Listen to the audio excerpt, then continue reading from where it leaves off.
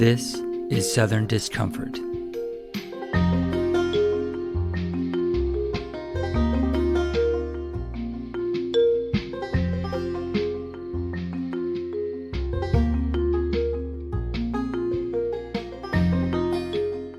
Local news reporting in the United States is at an inflection point.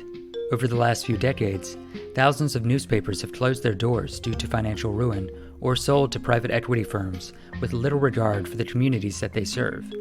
The result is a proliferation of local news deserts that leave residents, often in isolated and economically disadvantaged areas, with no credible sources of information and no oversight over the actions of their state and local governments and corporations. The coronavirus pandemic exacerbated the crisis. Journalists, the people who risked their lives to report on COVID-19, continue to take the brunt of the impact. The New York Times reported in May that roughly 36,000 workers at news companies in the U.S. were laid off, furloughed, or sustained pay cuts as a result of the pandemic. Many of those fortunate enough to retain their jobs suffer from stagnant wages, long working hours, and lack of autonomy. In a recent report about the decline of local news reporting, Penelope Muse Abernathy writes that all of this raises anew fears of an extinction-level event that destroys many of the survivors and newcomers and leads to the collapse of the country's local news ecosystem. We don't know what the future holds for journalism, but one thing is clear. The last few years have seen an uptick in the number of media workers taking collective action and fighting back. Journalists are forming labor unions at publications like BuzzFeed, Vice, the Los Angeles Times, the Chicago Tribune, and the New Yorker to win better pay and to regain control over their workplaces and their professions. This recent wave of labor organizing has not just overtaken national websites and legacy publications. Journalists at small local newspapers like the Hartford Courant and the Virginian Pilot are banding together too. Amidst the coronavirus pandemic, the Roanoke Times in Virginia became the latest newspaper in the South to form a labor union when workers voted 47-3 in April to join the Newspaper Guild Communications Workers of America. Shortly after the Roanoke Times unionized, the paper's parent company, Lee Enterprises, announced plans to eliminate the copy desk and move the design department out to the Midwest later this fall. The decision would result in the elimination of 10 workers. That's 1/5 of the newsroom. Joining me now to discuss the union campaign at the Roanoke Times and its implications for media workers throughout the South and the future of local news reporting is Tonia Moxley. She is a 20-year veteran reporter at the Roanoke Times and the chair of the Times Land News Guild. How long have you worked at the Roanoke Times? And talk about the important role that the newspaper has played and continues to play in the lives of people living in southwestern Virginia. I've been at the Roanoke Times for just over 20 years. Started in 2000. My tenure has coincided with a radical decline in the role that the paper plays in Southwest Virginia. For much of the modern era, the Roanoke Times was a major daily paper covering most of Southwest Virginia from Roanoke west, south and west, and even going up into West Virginia sometimes for things like coal strikes and so forth. The paper was 3 times a finalist for the Pulitzer Prize, I think in the 80s and 90s. So we had a heavy-hitting investigative staff as well as a robust daily reporting staff. We had a wonderful, when I came on, we still had a sort of apprenticeship program where new reporters would come in and as editorial assistants, and they would do all kinds of things like go to the courthouse and look up search warrants and births and deaths and real estate transfers and just get the lay of the land. And then when you were lucky and nobody else was in the office, you would grab a great breaking story as it came in, and you would start to work your way up, and you'd do more and more complex stories. Then you'd move into usually local government beats, and then you just work your way up to specialized beats, and with hopes one day of being one of those heavy hitters. And we were known across the country as having some of the better investigative reporters working at the time. So I came in right as that was beginning to tail off, and those people were beginning to leave, either to retire, like Mary Bishop, who'd been in the biz for 30 years already by that time and was responsible for one of those Pulitzer finalist series. And Michael Hudson, who's gone on to a career at AP and then to the International Committee for Investigative Journalists. He was integral in the Panama Papers and was part of Group Pulitzer Prize. I mean, we had some really great people here, and the great Beth Macy of Dope Sick fame, covering the opioid crisis in the country and becoming a major voice in that. So we've gone from that and having probably 120-ish news staff alone and a total employee count of about 500 at the Roanoke Times to fewer than 50 journalists and probably less than 100 total staff at the Roanoke Times. So the contraction over 20 years has been devastating, really, to what we're able to do in the region. And readers have noticed our readership has dropped from a high at my start of about 100,000, one of the best read papers in the country, according to Scarborough, which was a research firm we used to use to rank our performance, to about 30,000 today, if we're lucky. And digital subscriptions have not made up for that. So it's a sad trend, and that's one of the reasons that we decided to unionize, is we want to at least hold the line, and if we can, help the company rebuild to some extent. About a decade ago, Berkshire Hathaway, the company founded by the billionaire investor Warren Buffett, purchased dozens of newspapers across the country, including many located in the South, like the Richmond Times-Dispatch and my hometown newspaper, the Winston-Salem Journal. At the time, I heard from journalists who hoped that it would be a new day under Buffett, and that his company would pump money into strengthening local news outlets and creating new positions.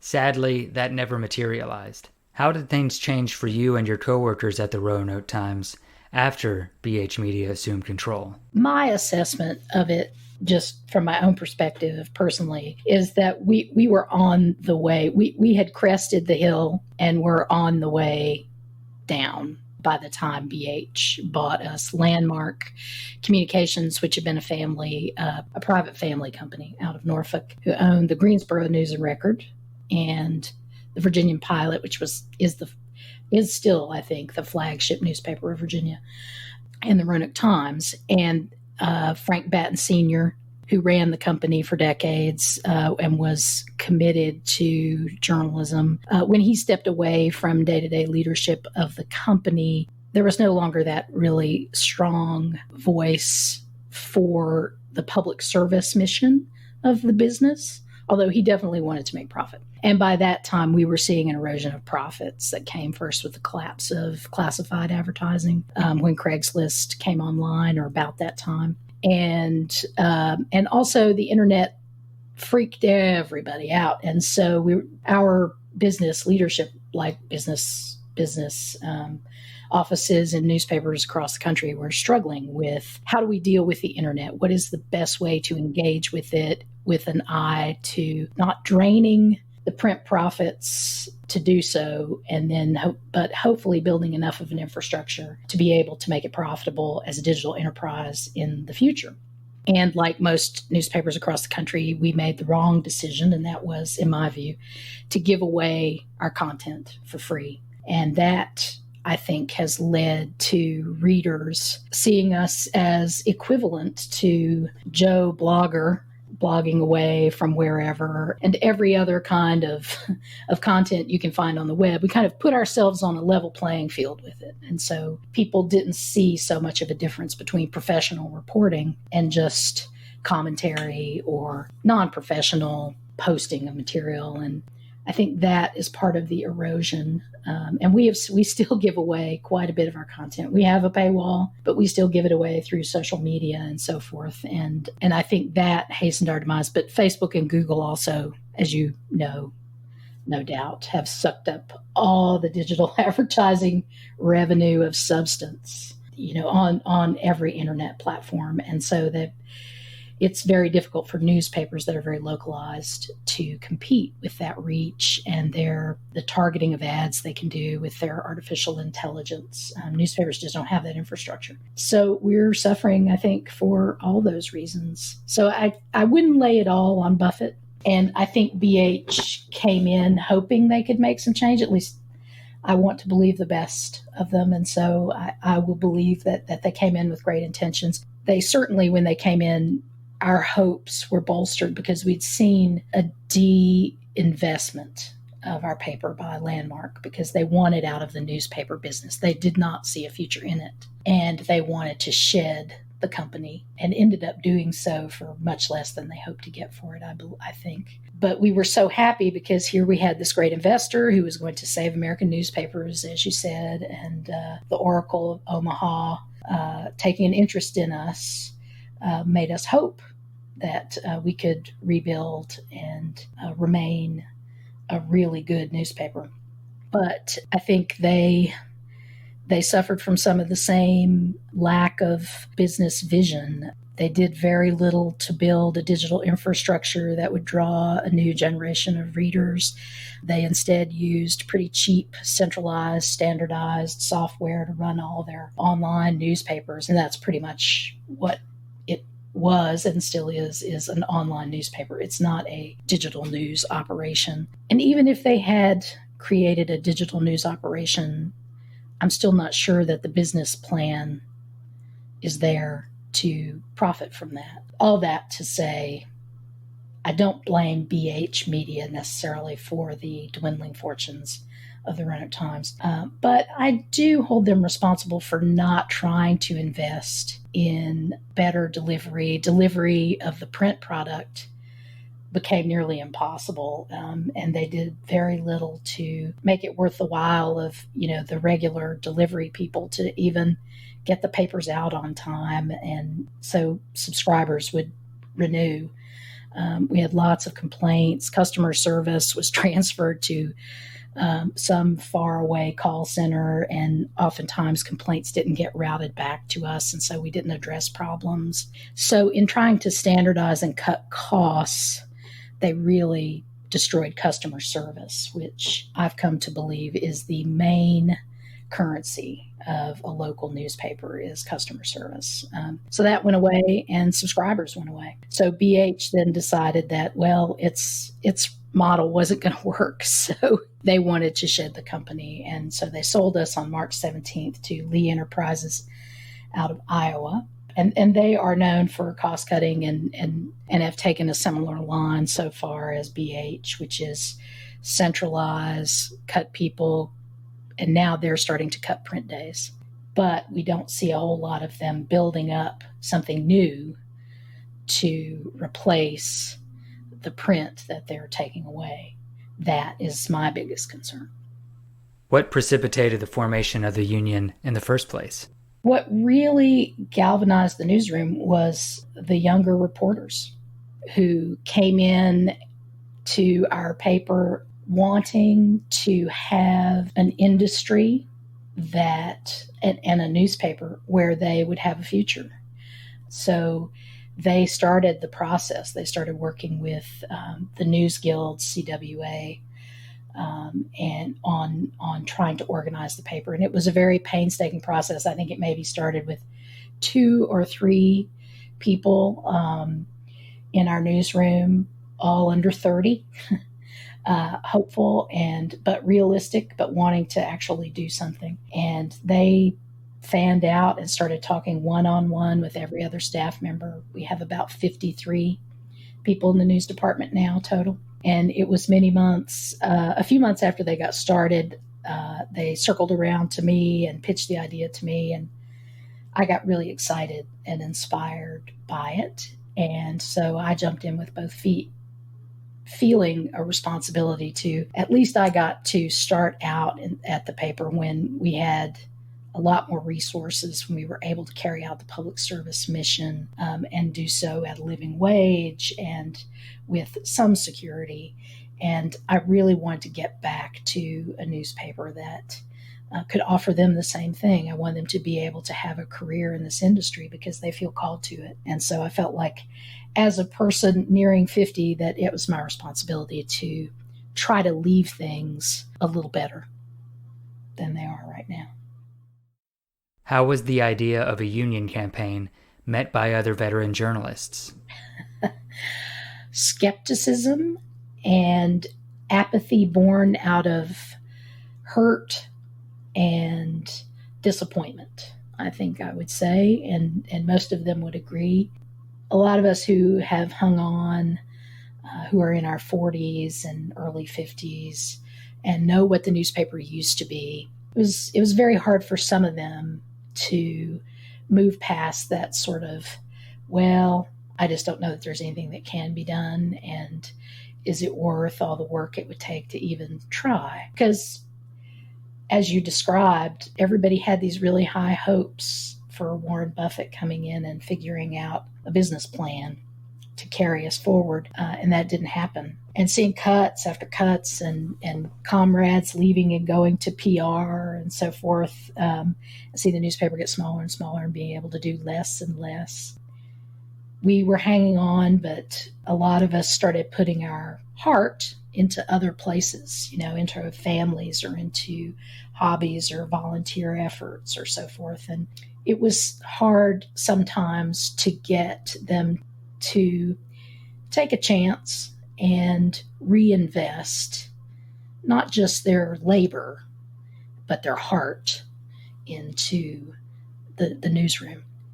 I'm very proud to say that I'm lucky enough to work for a paper where more than 95% of the newsroom voted yes to unionize, to throw their lot in together and work as hard as we can to try to salvage what's left and make a better future for not just the journalists, but the people we serve.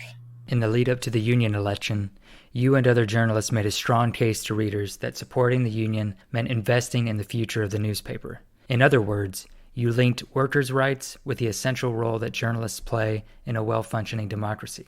Can you explain how those two concepts are connected? A lot of, especially the more seasoned, shall we say, reporters, we've lived and worked in the communities that the Roanoke Times covers, some of us for decades. I mean, our longest serving reporter has been here for 40 odd years, and we have a lot of 20, 25, 30, 35-year veterans. So we're deeply invested in the community. So to us, the journalism is a necessary part of living in a community. If you don't know what's going on, if you don't know what the school board's doing, if you don't know why your taxes are going up, or if you don't know how your neighbor might be suffering because of the pandemic and being unemployed, if you don't know how new state laws are affecting your community, you are at a disadvantage when you go to the voting booth. You're at a disadvantage just trying to deal with local government. So I think all of us see the importance every day because we are residents. So we understand how important the newspaper is to the infrastructure of the community. For me, that's a big part of the calling, is to tell the stories that are important in the community that people otherwise might not know. And I think many of my colleagues share that sense of purpose that it gives us to go to work every day. To form a union is really to come together and say, I'm going to fight for you, you're going to fight for me, and together we're going to fight for all the people that we represent. And to me, that's what it's about. What were some of your demands? The main two things that float to the top every time you talk to someone or send out a survey is, we need higher pay.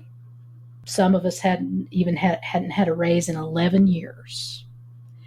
And when you think about it, every year you don't get at least a cost of living increase. It's a pay cut. Meanwhile, your health insurance is going up and up and up. Makes it harder and harder to be able to focus on what is a very demanding profession, because you worry, will I be able to pay all my bills next month? So pay raise is far and away the biggest concern. And then notice of layoffs. The big fear being a journalist and probably in most industries today, is, will I have a job tomorrow? And if I don't, what will that mean for my mortgage or my rent? If you have kids, what will it mean for them? What will it mean for my health care? That sort of thing. And that can really suck up a lot of mental energy. So those are the main things that float to the top for our membership.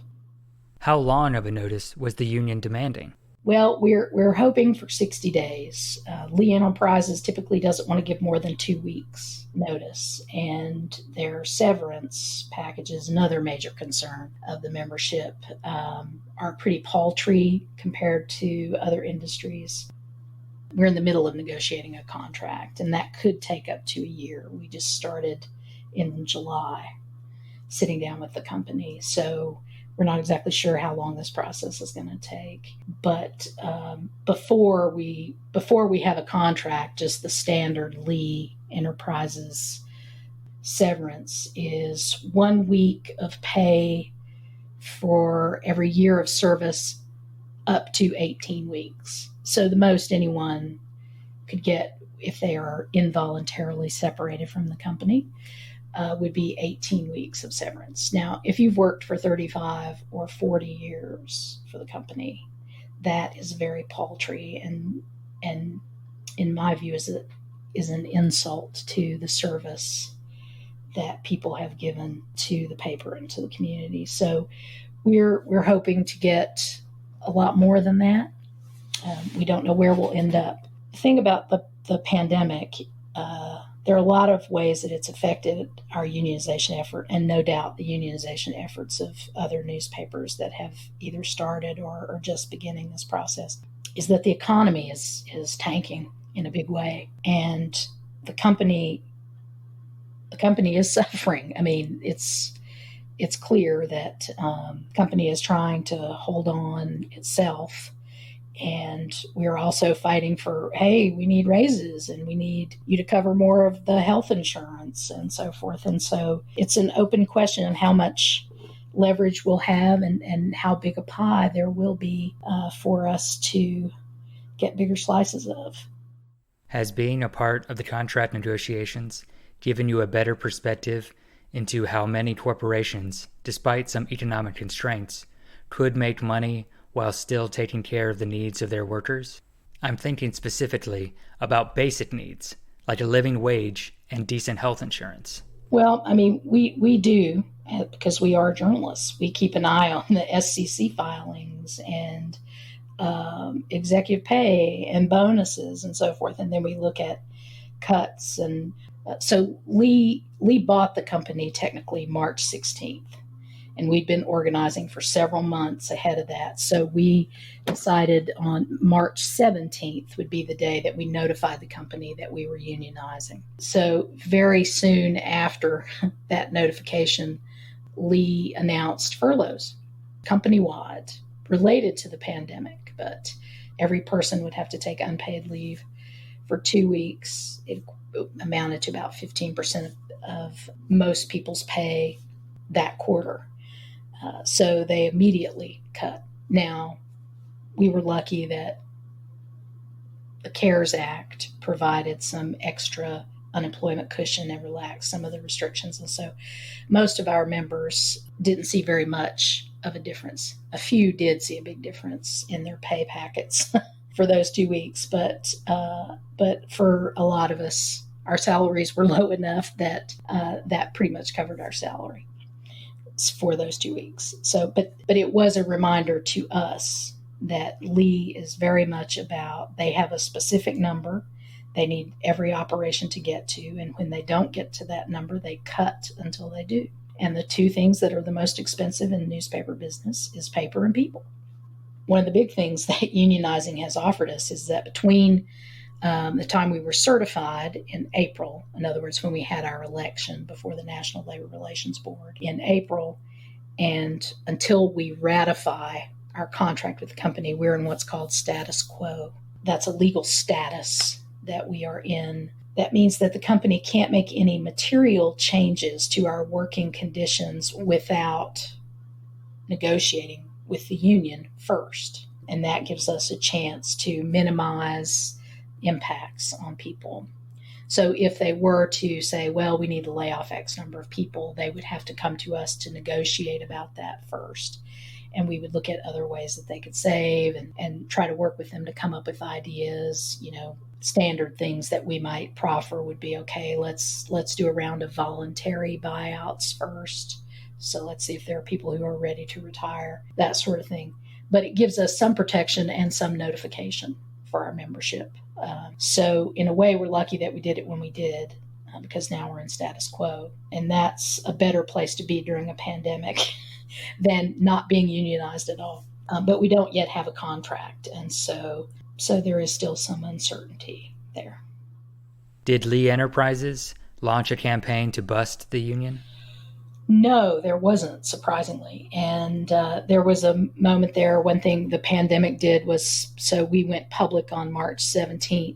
And then I think it was the next day, the newspaper sent everyone home because of the pandemic and because of the Governor Ralph Northam issued shelter-in-place order. And so Lee couldn't even call the standard sort of mandatory meeting where they get everybody in a room and try to argue about why the union, why they shouldn't join a union and so forth. So they were kind of hobbled in that way, where we had already had all these months of organizing people and getting them together to do this. So that was good. But then we were in this limbo where the National Labor Relations Board shut down operations because of the pandemic. And so we didn't know when we would be able to get an election scheduled to certify us as a bargaining unit for the newsroom. And we weren't sure if it was going to be weeks, months, years before we'd be able to be certified. The only thing Lee really did to resist the union was they refused to voluntarily recognize us. When a bargaining unit goes public, that we have that at least 75% of our members have signed union authorization cards that are then sent to the National Labor Relations Board. Companies can, at their discretion, choose to voluntarily recognize the union. Then it becomes certified and they start to bargain their first contract. Lee refused to do that. They were like, nope, we're not going to recognize you until you have an election. So we weren't sure when that was going to be. But we were lucky. We only had to wait a couple weeks. The National Labor Relations Board started running mail-in elections only rather than in person. And so we were able to have our election, and more than 95% of our newsroom voted yes. So we really didn't see a whole lot of resistance from Lee, except they refused to voluntarily recognize us. But it didn't hold us back very much. We're just getting started with contract negotiations, so it's kind of hard to tell how much they'll work with us and how much they'll work against us in terms of what we want from a contract. But no, they didn't try to bust the union. But they did immediately tell us that they were going to lay off half of our copy desk, our copy and design desk, which was a plan. They gave us documentation that showed they'd been planning it for more than a year before we were certified. And it is company-wide. Every newspaper that they bought from BH Media will eventually be transferred. Its design work will be transferred to Midwest hubs. That's the plan, where all the design will be done. And so roughly half, sometimes whole, copy and or design desks are slated for layoff under Lee. So ours is one of them. 10 of our 20 members are already in jeopardy. So we're mounting an effort to try to save them and save all the other design and copy editing jobs in Virginia. But we'll see how far we get with that effort. Just a few months after you won the election, the union released a sharp rebuke about the paper's coverage of a wrongful termination suit involving a former employee.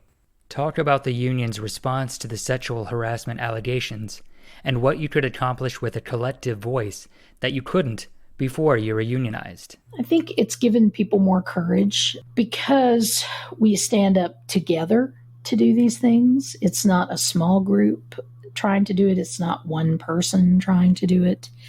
It's all of us together. And I will say that even though that was a very strong rebuke of editorial decisions made about covering the wrongful termination lawsuit, which was brought based on sexual harassment allegations against a manager in our newsroom who still works there.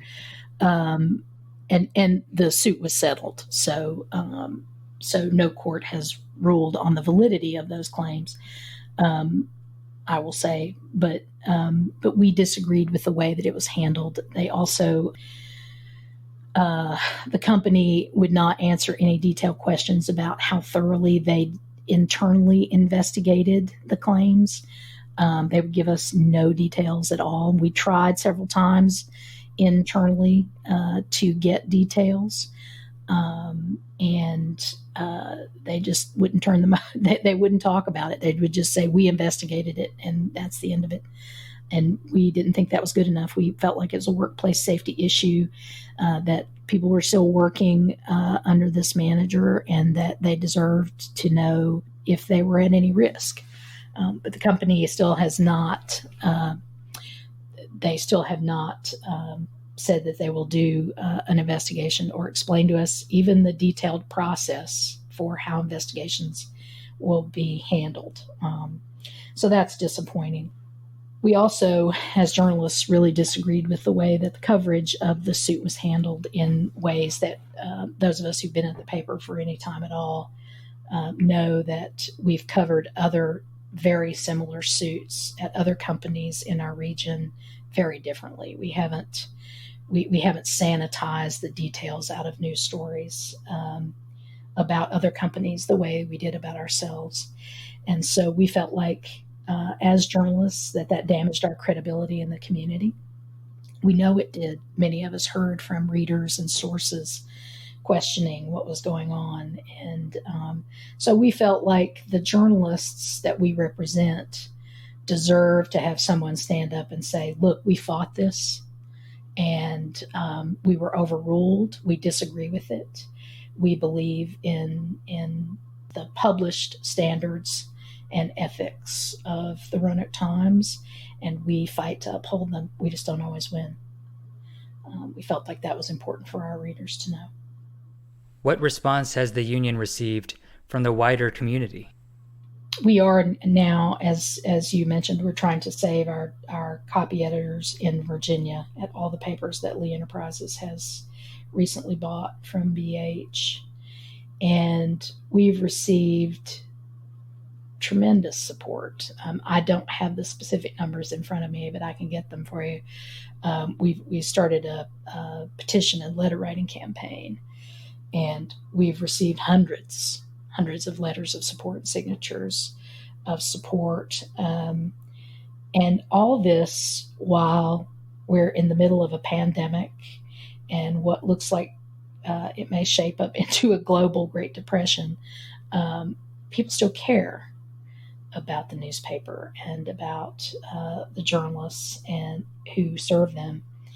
And so it's been just amazing. And we hope to parlay that support into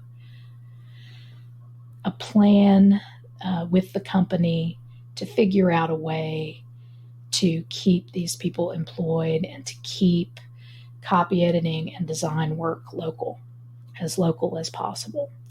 A just graduated newspaper designer working in Muncie, Indiana, doesn't know anything about Roanoke, Virginia, much less Christiansburg, Virginia. And the less institutional knowledge that the people who put our paper together have, the more likely there are to be errors, and the less relevant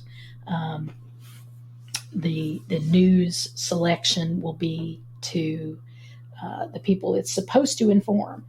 And we just don't see that as a sustainable business model. I don't quite understand, and I think a lot of us are confused about how they're trying to run the business. It it's impossible to cover local news from several states away.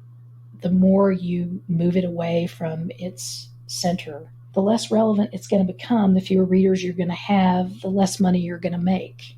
So we don't quite understand the calculus of this decision, and we're hoping that there's a way to reverse it and work with them to find ways that will help them meet their financial goals better and make a more financially sustainable future for the paper. I mean, we're natural allies for the company. People often think unions are anti-company, and in our case, I can say that is not true. We want the company to thrive, because when the company thrives, we thrive, and our communities are better informed and so have a better chance to thrive. And so we're all in it together, and we hope that they'll be receptive to working with us to try to find a better way. Right now, in the midst of the deadly coronavirus pandemic, in which 5.5 million Americans have been infected and 200,000 more have died, even as thousands of journalists are risking their lives every day to report the news to their communities, and Lee Enterprises announces that it will eliminate 10 workers at the newspaper. Can you tell me about the campaign to save the positions on the copy and design desks? I sure hope so. I mean, one thing, it's been very odd for us as journalists wanting to give interviews to other journalists. That's been supremely odd for me, but a real learning experience. I think I'm becoming a better journalist, having to give interviews. But I hope it will help set a precedent for our sister papers to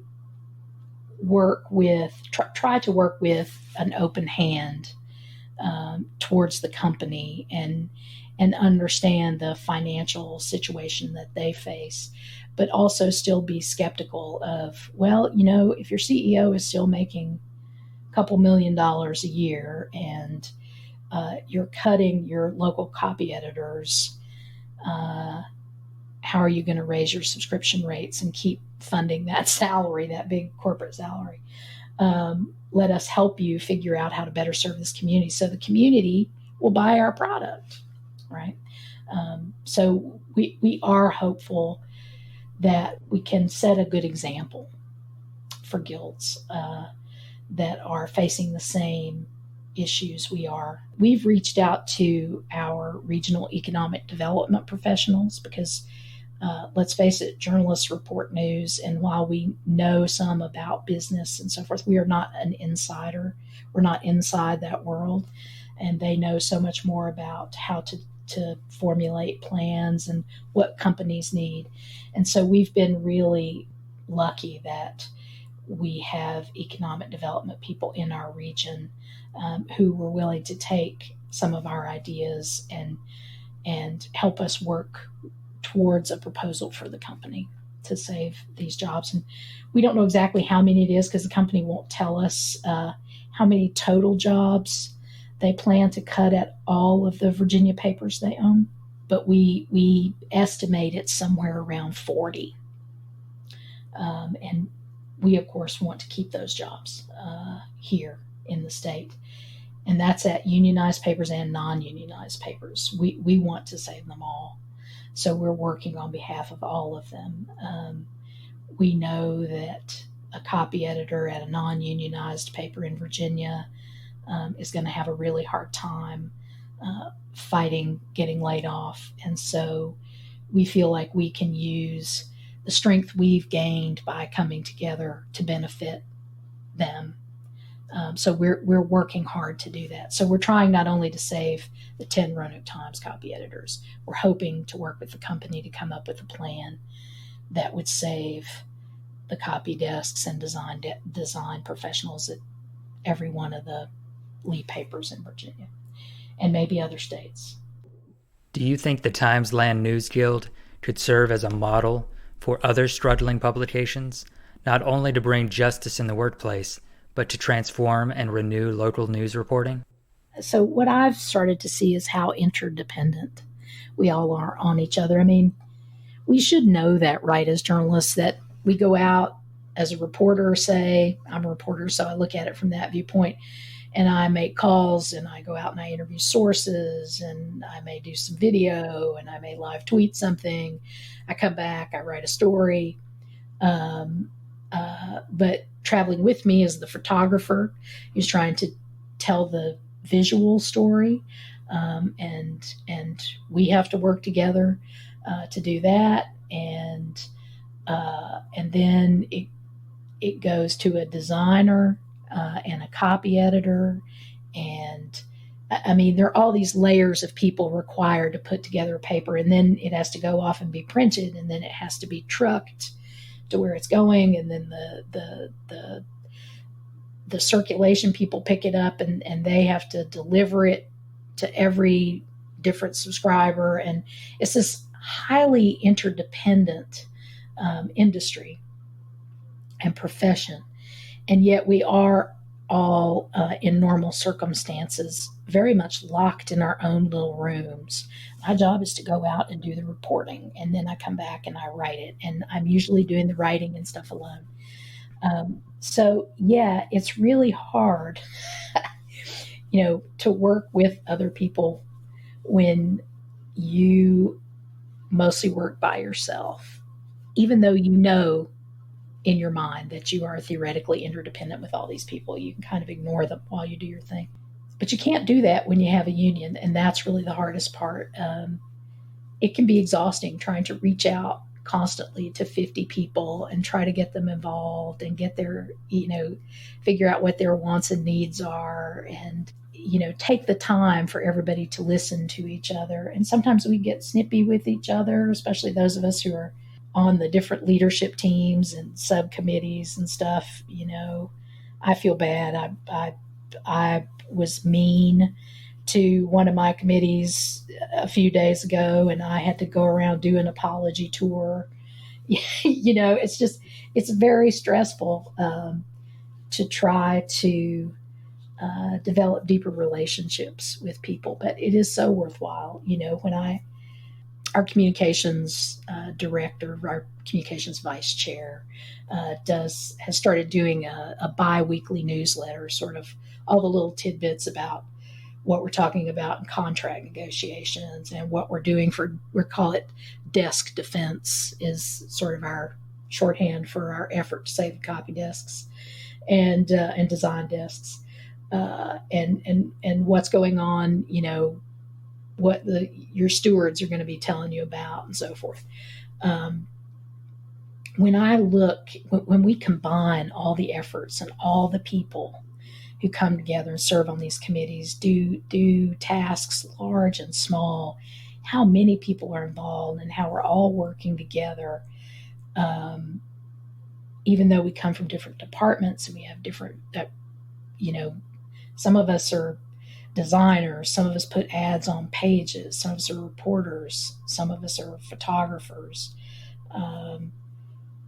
but we're all coming together in service of these common goals, and it's basically to support each other and to support our communities. And it's just such an amazing, transformative thing, and it's very humbling too. It's also a little scary because they made me chair, and I tried to say, no, don't do it. Don't make me chair. One of the younger people needs to be the chair. But they convinced me to do it. And it's such an awesome responsibility. And I mean awesome in the old sense of it's huge, and it makes you feel very small, and it makes you feel a little bit scared. Because the contract we hope to ratify that will define our relationship to the company for the next 3 to 5 years could potentially be life-changing for some of our members. If we get decent pay rises for those who've been held way below the pay they should have, who could maybe, afford things for their families that they haven't been able to afford for years. I mean, it just, and to just give a sense of security and a sense of camaraderie when we can eventually all come back to the office together, hopefully. Just the thought of what we could do, and then the stakes if we aren't able to make it happen.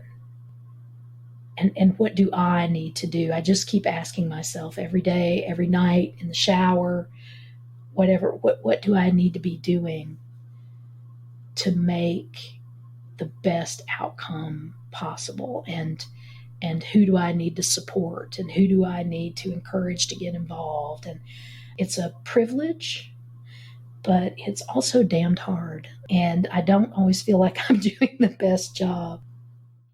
Journalism is often highly competitive and individualistic. How has the collective act of forming a labor union changed you as a journalist? Has the union struggle changed you as a person as well? And in what ways?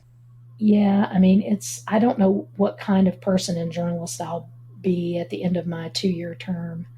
I'm hoping that we're able to do good for each other, and that I'm able to be part of that, and that I'm able to hand off a stable organization to the next leader.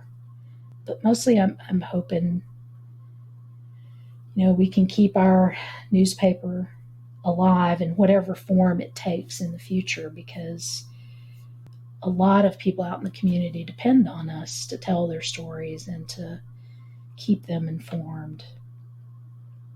And if we come to a point where we can't really effectively do that anymore, everyone around me is going to suffer. As a native Southerner, did you have any previous experience with unions? Do you think the Times Land News Guild has implications for other journalists in the South, historically the most anti-union region in the country? Are you kidding? I grew up in Galax, Virginia, right on the North Carolina border, up in the Appalachian Mountains, in, a red little tiny city of 6,000 people in, a very red part of the state, where I had never heard the word union mentioned, except once when I was really tiny. I think there was some effort in the furniture factories. There used to be, I don't know, at least a half a dozen furniture factories operating in Galax when I was a little kid. And both my parents, my dad still works at the last standing furniture factory in Galax, and he's past 70 now and plans to retire later this year. But my mother worked there, and all my friends had a parent or a family member who worked in the furniture factories. And there was apparently some very short-lived union effort, but it was very quickly extinguished. Actually, I was telling my dad the other day, I was talking to him, and he was saying something about, I think it was overtime. He didn't want to have to work mandatory overtime anymore. He's too old and it hurt his feet to stand up that long. And I said, well, you need to get yourself a union, Dad. And he was like, there'll never be a union in Galax.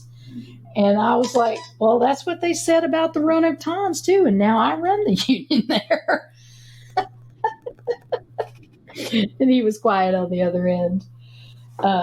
So, I didn't have much experience with unions growing up. And I think it is very surprising that newspapers in the South are starting to look towards unionization and are starting to unionize.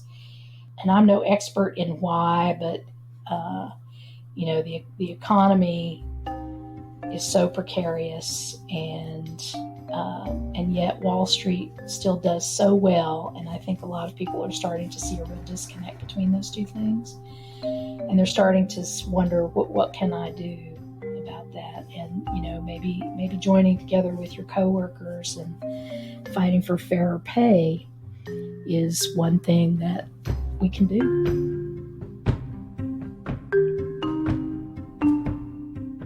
Tonia Moxley is a 20-year veteran reporter at the Roanoke Times and the chair of the Times Land News Guild. Music for Southern Discomfort was recorded by Blue Dot Sessions. I'm Jonathan Michaels.